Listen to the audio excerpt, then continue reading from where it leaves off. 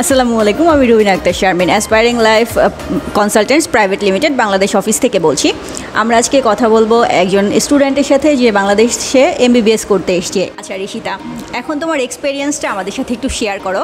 বাংলাদেশে আসার তোমার যে জার্নি ছিল, বাংলাদেশে আসার পরে তোমার হচ্ছে সব কিছু ইচ অ্যান্ড এভরিথিং, তোমার থাকা খাওয়া থেকে শুরু করে তোমার মানে তোমার যা যা ফিলিংস আছে তুমি সেগুলো আমাদের সাথে যদি একটু শেয়ার করো ভালো হয়।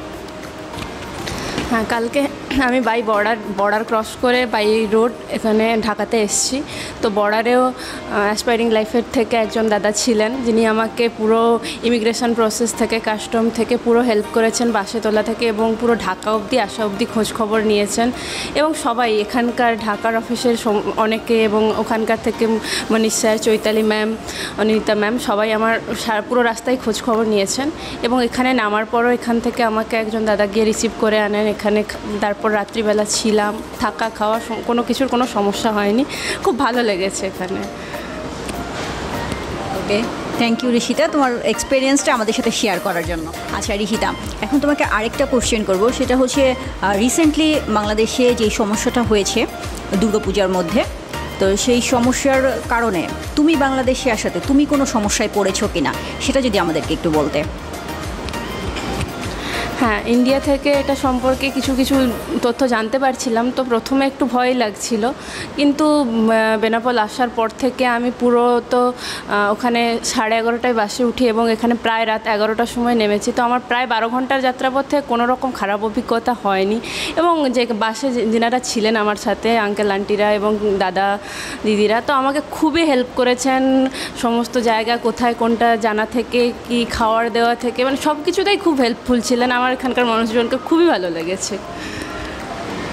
ধন্যবাদ রিশিতা। তাহলে আমরা এইটুকু বলতে পারি যে না, বাংলাদেশ সম্পূর্ণ সেফ একটা জায়গা এবং তোমাদের জন্য খুব বেটার প্লেস এমবিবিএস করার জন্য।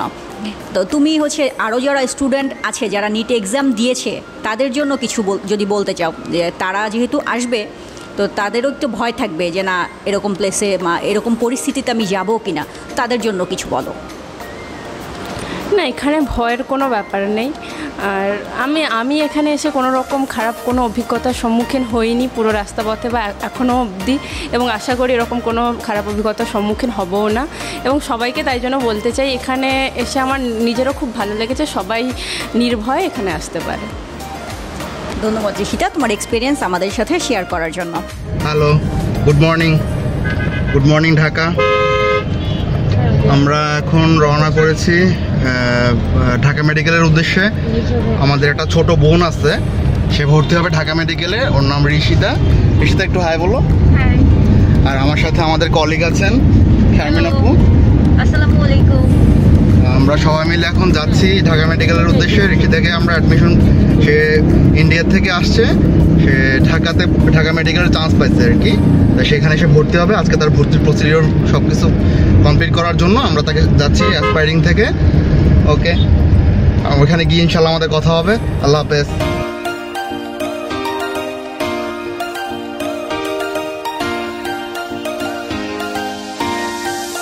হ্যালো, আসসালামু আলাইকুম। আমরা এইমাত্র পৌঁছালাম ঢাকা মেডিকেল কলেজ।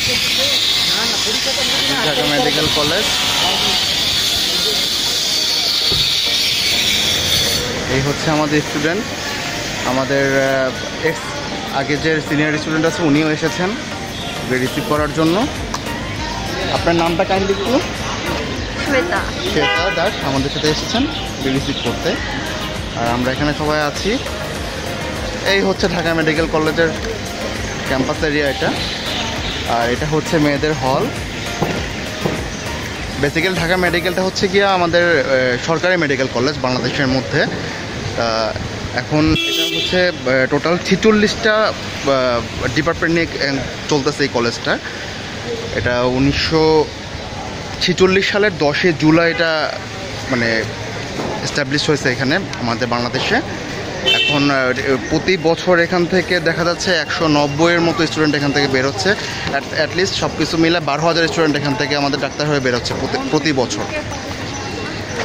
ঠিক আছে, মানে আজ পর্যন্ত আমাদের 12,000 ডাক্তার তৈরি করছে এই ঢাকা মেডিকেল কলেজ।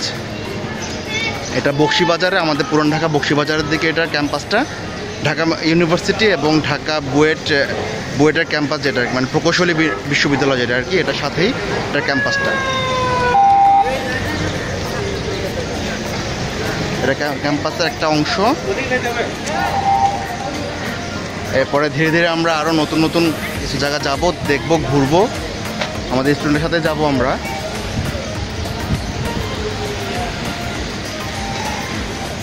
কথা হচ্ছে দুজনের সাথে, ওরা দুজনেই আমাদের ইন্ডিয়ান। ওকে, এরপরে নেক্সট টাইম আবার একটা ভিডিও নিয়ে আসবো আমরা ইনশাল্লাহ। আল্লাহ হাফেজ।